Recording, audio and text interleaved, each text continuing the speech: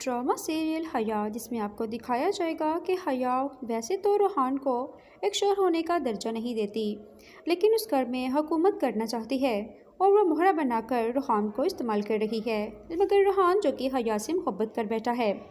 ارم جب روحان کو دیکھنے کے لیے آتی ہے تو حیا اسے بہت باتیں سناتی ہے اور اسے کہتی ہے کہ ایک بہن کے دل میں ایک بھائی کے لیے ایسے ہی محبت ہونی چاہیے، لیکن تم اس طرح میرے شوہر کے لیے پھول لے کر آئی، مجھے بالکل بھی اچھا نہیں لگا۔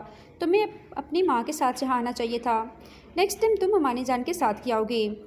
ارم یہ باتیں سن کر بہت زیادہ شرمندہ ہو جاتی ہے۔ اب وہاں پہ روحان بھی ارم کو کچھ نہیں کہتا۔ ارم جب کمرے میں آتی ہے تو پھوٹ پھوٹ کر روتی ہے۔ مبارک مستور کو جب یہ بات پتہ چلتی ہے تو اسے حیا پہ بہت زیادہ غصہ آتا ہے۔ ارم جا کر اپنی ماں کو بتاتی ہے کہ حیا نے کس طرح اس کی بدتمیزی کی ہے۔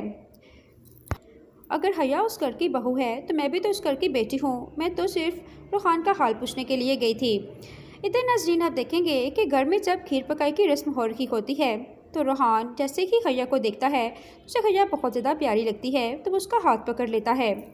حیا فوراً سے روحان سے اپنا ہاتھ چھڑا لیتی ہے اور اس سے کہتی ہے کہ شاید تم بھول گئے ہو، ہم دونوں کے درمیان ایسا رشتہ نہیں کہ تم میرا ہاتھ پکڑ سکو۔ یہ بات سن کر روحان حیا کا ہاتھ چھوڑ دیتا ہے۔ روحان حیا کو شاپنگ پر لے کر جاتا ہے تو وہاں پہ شارٹس ٹرائی کرتا ہے۔ حیا جیسے ہی روحان کو دیکھتی ہی رہ جاتی ہے کیونکہ شارٹس میں روحان بہت ہی زیادہ پیارا لگ رہا ہوتا ہے۔